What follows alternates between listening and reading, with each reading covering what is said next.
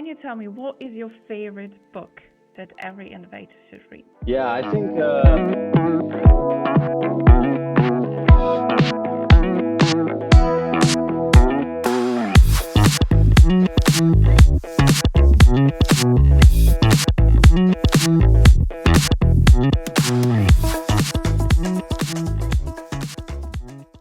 so I went from a different perspective of just books about innovation. I think people will say innovator's dilemma. So, but I chose things like that really help an innovator in their everyday work. So one of the key books for me was Spark by John Ratty, The Revolutionary New Science of Exercise in the Brain, where it talks about exercise as a cognitive enhancer and using it not just for making your body in shape or getting your body in shape, but really about how it can help you with mood regulation, stress resilience, attention, also for aging and neurodegeneration, and a very insightful book on just how to use exercise in your everyday life and exercise when you can or get moving when you can to help with your work. The other one would be Grit by Angela Duckworth. That's more of a book about persistence and perseverance, and that grit always beats talent. Focusing on something and doing it over and over again, if you have a passion for it, is always going to get you through. It's just about having that perseverance and passion for what you're doing. Where do you feel you had more grit than talent? I think my whole life it's been about grit for me, because I always managed to focus on a specific topic that I really liked and then get through, not just on talent and whatever my talent is, really sticking through something year after year after year after year and making sure that I even show up the days kind of I don't want to show up. So I would say consistent among my life. I think notable example was a project I was leading when I was at Merck, was on fuel cells, and it was an idea that started just from an idea from a few people, and we were like 4 people, and we eventually grew to a big organization. We took an idea to business, and that was around 5-6 years of work, and I'm still kind of working on it for years after. So that's something where I see grit overwent talent. Okay, I see. Your job description says you are director of partnerships. Can you quickly explain what that is? Yeah, so in my organization, Uncountable, we are a unified informatics platform specifically for research and development organizations to make sure that their data comes together in a structured format so that they can use it across the whole enterprise and actually gain insights from it, and then do the fun stuff like machine learning and AI. And part of my role is working with partners. And partners are people and organizations that are serving our clients and making our clients successful in everyday and day-to-day work. As a vendor of a solution, we see the partners as a strong anchor to make sure that our customers' needs are met while their understanding of their ecosystem is brought to mind. And this is what I do. I set up partnerships with different organizations that help our customers succeed. So how do you feel about partnerships? How do they drive innovation? Right. So it's like, I think the world has changed a little bit. It's not anymore just like one solution will provide you everything. It's a combination of different stakeholders and key players that come together.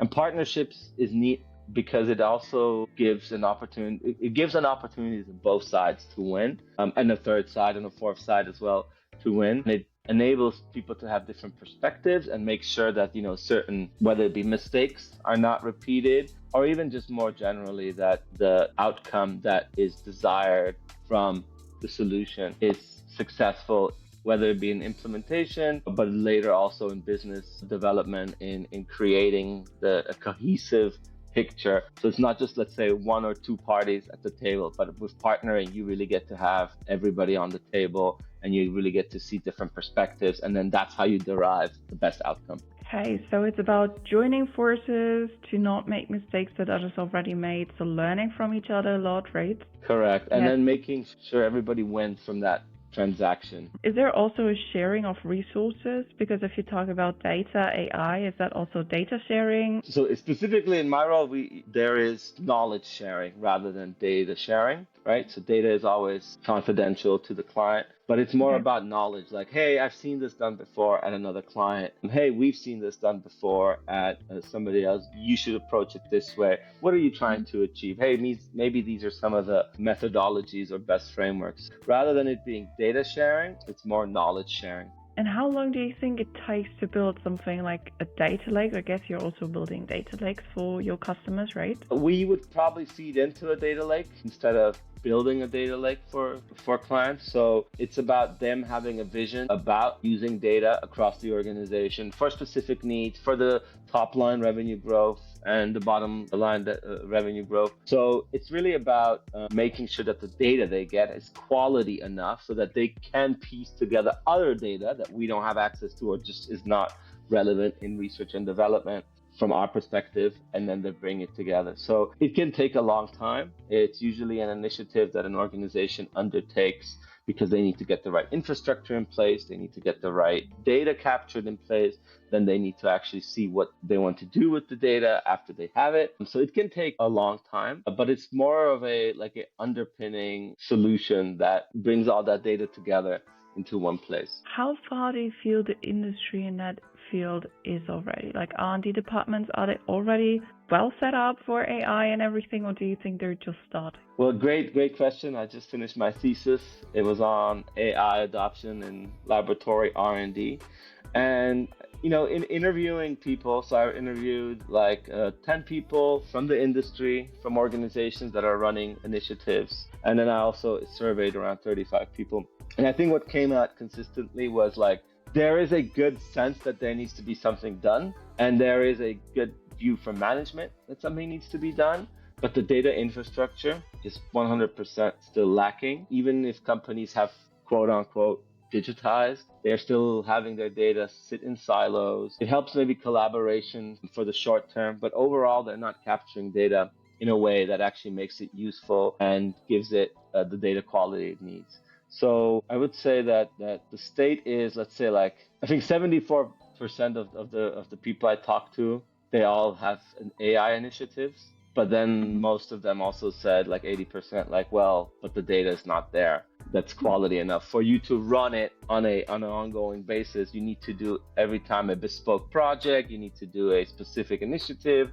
You need to clean up the data. Some people are still capturing information in Excel sheets. Some people are still capturing information in, SharePoints and then not connecting them, hard drives, USB sticks. I even had one customer in the past have fax machines, still faxing things over in a regulated space. So yeah, you can see it's still not there yet in terms of data maturity, but there is a much bigger drive than it was ever in the past. And I've been in the industry working 15 years in R&D or with R&D, and a lot of good initiatives, but piecing it together has sort of still lag behind. I have so many questions now. I've heard Excel. How do you feel about Excel in R&D? So let me put on the lens of somebody being a project lead or being a scientist and getting work done. I think Excel was amazing. It was really good. It really transformed industries. It really put together a lot of innovations that we have today. But unfortunately, it's unstructured data that tries to add a little bit of structure to it. And it's just moved on past. It's just kind of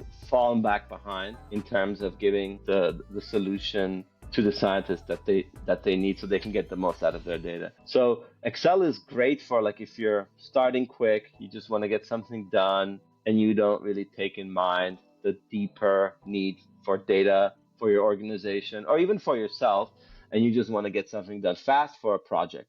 And that's usually what we still see. People run their project, they need to just get it done, and that's an easy tool to use that everybody's familiar with. We built our tool specifically to mimic as close as possible from a change management perspective Excel, but you get the power of structured data, you get the power of a database that you can search for all the different experiments that were done.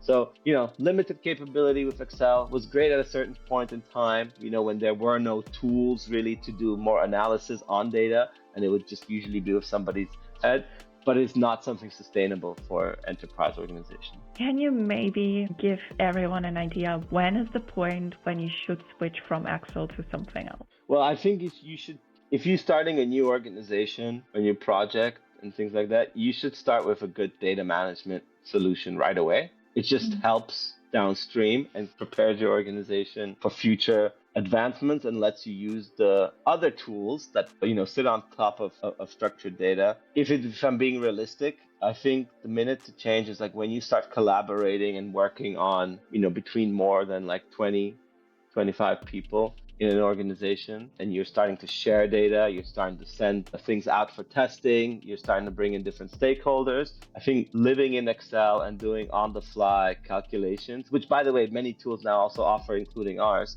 so you can do that in there. It's still okay when you're maybe a small startup, but as soon as you get into like a validated product, or not validated in terms of GXP, but just a product that you're selling and you know what you're doing and you need data to analyze it and to do new product development and innovation, then you should already be switching out of Excel as much as possible. You can keep it for your private life still, if you need to do your financial things, if you need to do some structure, but really for organizational data, I would say from like day one if you can. Realistically, it's usually when you're like get to a larger size of bigger size than like 20-25 people, and that data needs to be used by many others, not you, but people might leave. Yeah. So when we need collaboration, when we need to have data that we can actually reuse when a project gets bigger, but best from day one, did I miss anything? No, I think that's fair. Yeah. Yeah, these three, perfect. So you also said that approximately 74% of companies that you talk to still did not figure out their data and how to collect it in a future-proof way. How many companies do you think will have figured it out in 5 years? Do you think we will drop to 50% or to 25%? Where do you think this number would be in 5 years? So it's funny because I met somebody. Yeah, hard question. But funny, I had a discussion at London Lab Live from a former product manager, product head of a company that also does, structured data capture and has worked in the space of ELNs and LIMS and whatnot. And he told me that he basically was cleaning out his study and he found, 25 USB sticks in his drawer from 2001. And the themes were all the same, right? Structure your data, clean it up, make sure it's attributable and fair, make sure it's, shareable, and that's where the future is going. And that was 2001. So that's like 24 years ago. We're still at a high level of not adopting technologies properly. But I think, honestly, there will be a shift because people have now at least adopted digital. They have adopted the understanding. And I think now it's also going to go down from what is it going to do for me as a scientist or me as a user? What can I get out of it? Those things become now more available, like AI tools. This is what I'm talking about. And now people realize quickly, I can't use the AI tools. I can't use Gen AI. I can't use, machine learning because I don't have my data in the right way. So instead of it coming from top down, I think it's also coming from bottom up, where people are seeing the value of it. Plus you have digital natives entering the organization, or already in the organization, where they're going to be more used to those types of solutions. So I honestly think there will be sort of a quantum leap within the next 5 years, maybe down to 50%, just knowing how organizations move slowly that are bigger, which is fair game. So I think it will take some time, but maybe like down to 50% should be on the right. That sounds very optimistic, because I think for some companies it takes at least 2 years to set up an infrastructure for their data, right? So if you decide basically now that you want to do it, it will take you at least 2 years, which is quite insane. So 5 years is not that long for that field. Yeah. Good. You also been a lot in the MedTech industry, not just R&D, but specifically MedTech, right? Do you feel that this area, this industry is very special in terms of R&D? What is different? Yeah, so I think I found that MedTech is a much quicker route to market instead of, if I come from the pharma lens, right? If you're developing a new therapy, a new molecule, right? There's this whole regulatory hurdle that you have to go through. You have to find your first right candidate first. That's already a big undertaking on its own in preclinical. With MedTech, I feel like the domain is a little bit faster to adopt innovation and try out things and bring in more insights quicker, and then adopt them, and then go through like a fast track regulatory approval. And so I think MedTech is special in its way because it's able to be a more innovator in let's say the whole healthcare space compared to, let's say, the other part, which is like therapy generation and small molecule, large molecule biologics, which are also innovators just because of the science. It's very innovative, but just a longer term. So MedTech always has been, given the ability to test out new approaches and get, therapies to consumers, to patients faster. Okay.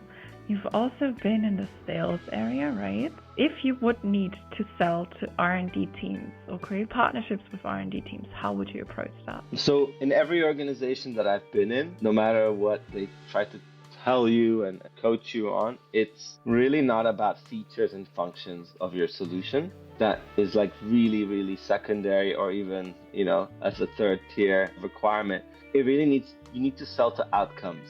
And if you don't sell to outcomes, you're kind of just another vendor, another solution on the market. So what can it do for me, really? And when you talk to those users, when you talk to those heads of groups, or when you talk to the economical buyers, you need to explain, what does that do for me in my everyday work? That's one piece, like that's from a user perspective, a scientific experience. What can I do and get out of it that's better and it improves my day-to-day work? If you look at it from a head of a lab or head of a unit, what does it do for the unit? How does that empower your organization to make better and faster decisions, to do less experiments, but at the same time, bring out more innovation? Sometimes it's often seen like, oh, it's going to make our scientists' life easier. But quite frankly, let's say the higher you go, that's not really an equation. Like you're already there, you're already hired as a scientist. If it's annoying to, fill out the Excel sheet and share data all the time, well, that's not really a driver. What's the outcome that you get out of it? And the same for an economic buyer, right? For somebody more in the CFO role, what is it going to bring to the top line and the bottom line? So really looking at the outcomes of what the solution can give. And if that's valuable, sometimes those outcomes are not valuable right now. They're not in priorities. And then you need to also, shake hands and say, okay, this is maybe not the right time. Let's move on when that outcome is going to be valuable to you. So sell to outcomes and sell to the needs, but the things that they want to achieve. I've also seen a lot of MedTech companies really questioning their AI strategies right now because they're outdated. What do you think is number one currently on the AI strategy list for MedTech R&D companies? MedTech R&D companies. I would say, I think the way of compiling data and interrogating, let's say, clinical data and reports and, structuring their protocols and things like that is done still in it's a pedantic way of doing it. It's great. But it's done in a very, let's say, traditional way so that they can get that approval quickly. And a lot of the work is done by CROs in that space, right? That typically are still lagging behind in some sort of tech development, but they're very good at having a good network of, clinical research associates, having a good network of hospitals. And the challenge I find with that is that usually it's the hospitals or the clinical research domain that is still very much conservative because it has to be, right? Because it's human life, right? You don't want to take risks there. But working with hospitals, working with, how do you call them? The groups that come together and are key opinion leaders in that area, they're still running off of, let's say, old systems because the hospitals they work with, clinics that they work with are still on old tech. And that makes it hard for MedTech companies to bring in the data or work with the data properly and do any AI because it's all locked away somewhere else, if you will. So it's about democratizing also that data and bring the digital maturity of all the stakeholders, like hospitals, like special patient groups together and making sure that they're capturing data in the right way.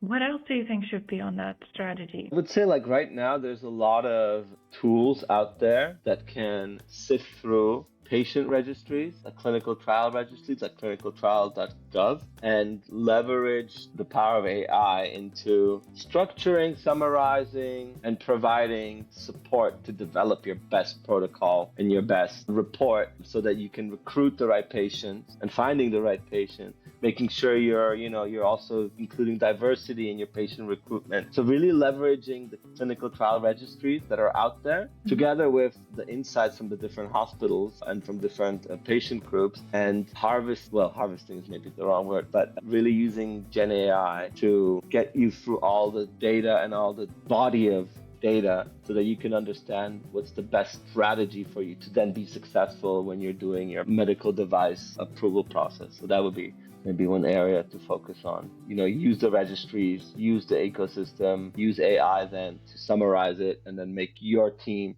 prepare the right recruitment strategy and proposal and protocol.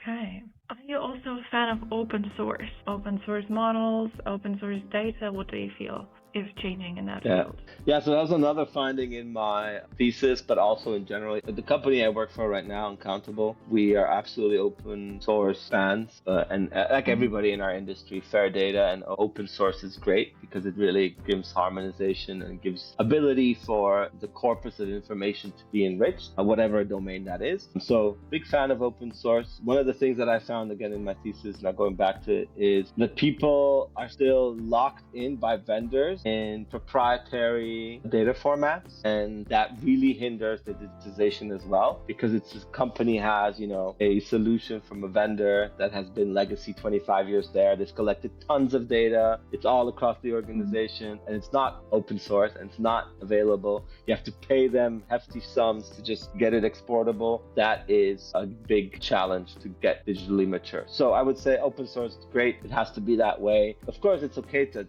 organizations have proprietary knowledge, but it should not come at the sacrifice of the customer. What other findings did you have in your thesis? Right. I think the data maturity and infrastructure was the biggest piece. The other one was, as you just mentioned, that legacy format that captured data are not being open so easily, and it's always a huge transformation effort. And then customers or people I interviewed said then it becomes hard to quantify the return on investment to the organization, because you cannot really explain to, let's say, an R&D is managed for cost. You cannot really explain, hey, I have to get the infrastructure in place first, right, in my department before I can give you a return on investment. That's usually a disconnect between the two. And those are done like, well, that's just IT, they should fix it. But it's not like that. So one of the biggest findings is that those disciplines are very intertwined, the digital infrastructure together with the way scientists capture data, and that they have sort of a way of capturing data, a nomenclature, maybe dictionaries on top. That is also a big part, because that has to be done by the actual user, and that is a large undertaking, but that's something that they don't really see in an ROI calculation, because an ROI calculation is oftentimes really about the money and what did we put in and what did we get out, but there's a lot of invisible work that has to go on. And the last one, if I can still go on, is training and getting up to speed on what actually AI is. It's like almost like, hey, I'm supposed to use Excel, right? I need Excel training if I really want to do a good job. So a lot of it is about, there's a gap still in training. A lot of organizations are training people what not to do with AI and sort of like what is AI, but then the specific training for your specific domain, for your specific group is still there lacking, but it's because they don't know. So somebody like a data steward and the training department working with the team to train them up on AI and what it can do for them was also seen like a big opportunity.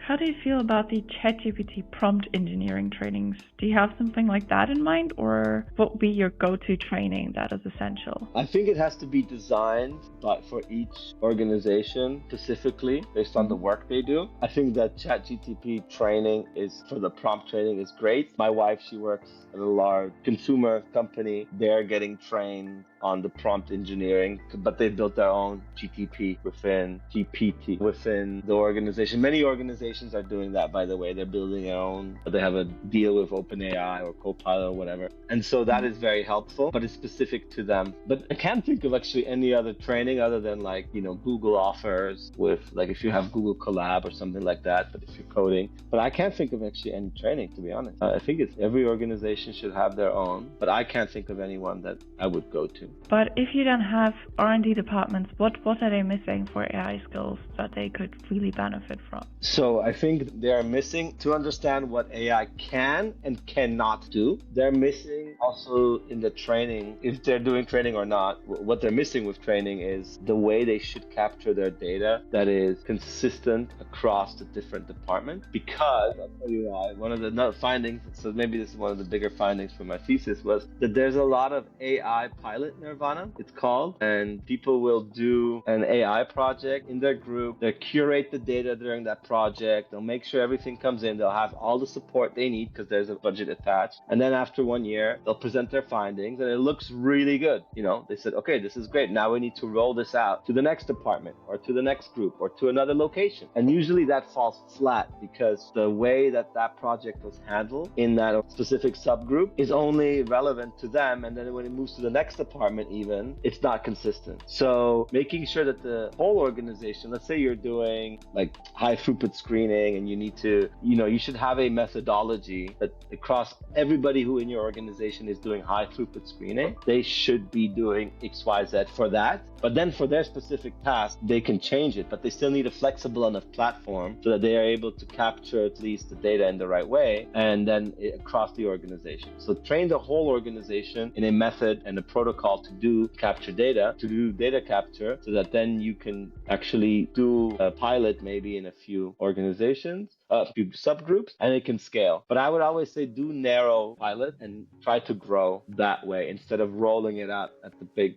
top level, like this is what we're going to use, and then you're going to get a lot of detractors that way. So is that also about standardizing the data and how we collect it? Is that also for automating then the processes or really just for AI? No, I think it's really standardizing and eventually automating the repetitive tasks that are not, let's say, fulfilling and that don't add really a value to your end work in terms of like the scientific outcome. So it is about automating and standardizing. There was one organization that is running a sort of, for AI and from a digital perspective, they're running an exercise to look at all the processes within the organization. First of all, look at them. They haven't done that before. So they have them all, because they're always in different departments and they're kind of segregated in silos. Look at them holistically. Look at what they're doing. Then assign, hey, where's things that we can change the process, make it more lean? And then can we do that with AI? Yes or no? But it's just one tool to do so. But in general, just like streamline their processes. And after they've done that, they're in a much better place to then apply additional AI on top of it because they have they can feed the AI the structured data. They have a methodology to do it in a structured way. So that is, I do see that as a good, let's say, a best practice. Standardization, looking at ways to automate the certain processes and reduce the processes as well. And then having that as a great baseline to do machine learning, AI on top of it once you have all the structure in place. How do I look at the process? I mentioned we look at the process, try to streamline it, but how do I actually do it? I would say I wouldn't know how to do that. I'm not trained in that. I would say just, top of my mind is look at how I do a procedure, capture the steps that I do in the procedure and capture everything, right? And then look at, and by the way, people have methods, people have protocols for sure. So this exists for a long time. This isn't anything new, but really look at them and then say, hey, it's going to take a lot of work, but why are we doing this step? And if somebody explains why they do that step, bring it as context into the exercise. If you see, hey, this is just like pipetting, can we get a robot support us with that?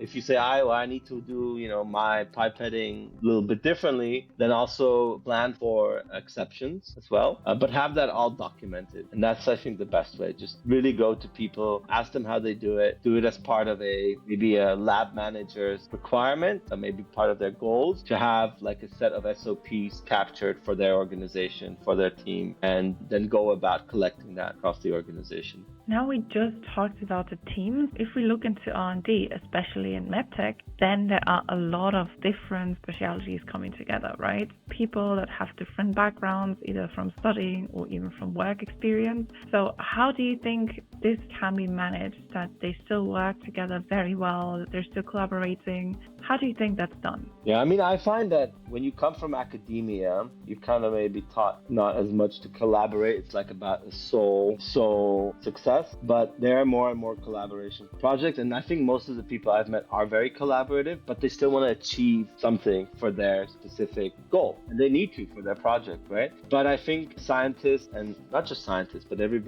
people are very open-minded, I have to say, and they are looking for different perspectives, especially in this sort of technical domain, right, that we are in R&D. So people are very open is susceptible to questions and having a debate. And I think that's how it works quite well. I think people derive value from, hey, does that also bring something to me? So when you're ever engaging with people like that, you can't just talk about yourself and what I'm doing, what I'm doing, what I'm doing. Maybe try to put yourself in the other person's shoe and say, hey, I think this could help you because you're doing a process that has some similarities to what I'm doing and my best. So it's about, again, knowledge sharing. What was the question? Was it more like how does that happen? Or what would I do? What would you do to make that happen? Yeah, I would say so cross-collaborative teams bring together, even like I worked in the Innovation Center at Merck, they did really well is just bring together different teams to like what we called an Innovators Club it was called, right? It was just like an area in the company where, every month there was a presentation about something, interesting. I think the one that really speaks to me, I notably remember, is like how a poker player used his like skills as a poker player, and he was a good poker player in business, right? In negotiations, but also in like work and thinking about that. So, cross-pollinating ideas by bringing people together. I'm not saying like do pizza parties and foosball, but, just having a place where you can exchange and giving a safe, let's say, environment for the people to do something like that. Now, if I am working at an R&D department and I have an idea to standardize the data in a better way, streamline my process or whatever, how do I approach my supervisors or people that are above my level and convince them that this is the right idea? Yeah, great. It's a great question. So in some industries that I've worked in, you always have to go via the digital team, the IT team. They do not really like if you go talk to a solutions provider and get everything together. So bring in the digital team as soon as possible and explain to them where you're coming from and let them check for you. And by the way, it's a great service to you. Hey, we already have a tool like this. Do you want to try it out? Because oftentimes big organizations, they either have a tool or what you are presenting is very unique and could actually help them also in their goals of improving the data maturity or the digital maturity. So work with your digital counterpart as soon as possible. Not second, but just another thing to do is definitely talk to your peers and like get what you're thinking about, sanity check. Is this really how we do it? Is this really going to add value and why? And just explain it. It doesn't have to be some elaborate big presentation. It can just be like, hey, a chat at the coffee. I have this idea. I'd want to get your input. So bring in as many people as you can without over involving their efforts yet, right? Until you get buy-in, but buy-in from different team members as well as the IT and digital team to be involved, and then go from there and start a little, I would say, pilot or start a little project on it. Do like a proof of concept. Start with a proof of concept and then MVP, and then it's like you said, it's about capturing data. So if you say, hey, we're getting information off the instruments and we're only using the results, but all this raw data is stored here, I don't want to use that raw data for analysis. And I think that can be very easily explained to even the IT digital team and your department, and then you can derive from it the value that it needs to have. How often do you think that happens, that someone from a department approaches the digital team with ideas? I think it happens a lot. And like I found actually the bottom up innovation drive and for digital is quite high these days, especially because now everything is about digitization in a way. Like a lot of the talk about it is. So it's in like, I would say in pop culture in a way. So users see it at a conference, scientists see it at a conference, they want to talk. So there's a lot of ideas coming from the bottom up. What they might not do sometimes is bring in the relevant stakeholders in their company. And that's usually when you are a vendor, for example, and you're in sales. I've been in sales, right? That can be, of course, your job as a salesperson. Going back to that question, is to also help them navigate that infrastructure, navigate those things, because they're not used to asking for these things. So you as a person that's trying to get them to an outcome and to buy your solution, you need to help them with that. So it does happen often that people have a lot of energy and drive and they really would help them. But if they're not being exposed to who they have to talk to, then it usually falls flat. So that's what you should do as well as a salesperson. It's really help your customer navigate their internal infrastructure, their internal systems and their internal teams to get buy-in. Okay, good. So we did not introduce you yet. Maybe you want to quickly use the time and introduce yourself. Sure, absolutely. So hi, my name's Zeeshan. I'm a director of partnerships at Uncountable, a unified informatics platform. I've been working in the R&D space for for more than 13 years. I started my career at Millipore in OEM diagnostics in Amsterdam, and then spent most of my career at Merck in Darmstadt, working in different organizations from life sciences, performance materials, semiconductors, and healthcare. And then I transitioned in 2019 into more a focus on digital technologies, supporting R&D organizations, worked at companies like VWR Vantor and Danaher as well. I spent a short stint at a company looking at designing protocols using, Gen AI for clinical trials. And I am married. I have 2 daughters, 6 and 2. I'm based in Frankfurt in Germany, and I just enjoy innovation and bringing people together and having fun while you're also doing work. Thank you so much. Good. Then I have one last question for you. Are you ready? Yeah.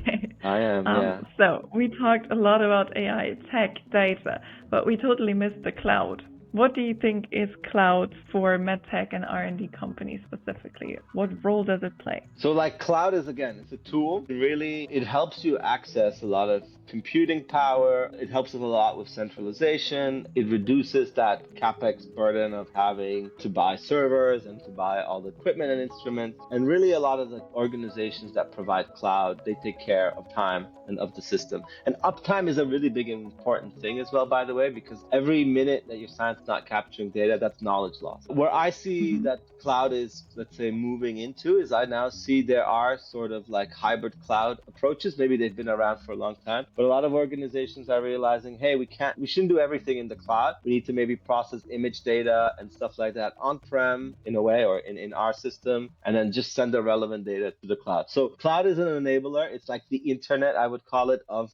R&D. It's the backbone. Moving to, let's say, staying with on-prem solutions, I think I don't see the benefits of it anymore. Maybe a few years ago, and everybody's worried about privacy and risk, and of course that is a challenge. But nowadays there's solutions for that enable organizations to have all their data safely in the cloud and available. And I think the availability piece is important to cloud, and especially for AI as well, so that you don't have to slow down your network because you want to run a large model on it. You can really leverage the tools. Okay. To wrap it up now, what would I need to do that you would hire me for working with you as a junior under you and creating innovation or innovative teams like R&D? Yeah, I think you need to be hungry to learn new things. I think you need to be somebody who's okay with having the wrong answer, but learning from it. So growth mindset is for me a number one thing. You need to bridge together your experience and give your insight, and don't be afraid. Fear is the worst thing, right? To make mistakes. Specifically for somewhere in my team, or it would really be about having a network or creating a network and being able to talk, and then not just talk, but actually bring tangible outcomes for whoever you're dealing with, whether a partner, customer, another vendor, another organization. So always bring value add to whoever you're dealing with. Be nice and be smart and bold, but it doesn't mean that you have to know all the answers. Learn from your mistakes. Cool. Don't be afraid is, I think, a very strong last sentence for our podcast. Thank you so much for being here. It was very amazing to talk to you. I did not expect this conversation to go where it went. So super interesting insight. Good. Thank you I hope so in much. a good way. Yeah, thanks you. Thanks for reaching out to me, and yeah.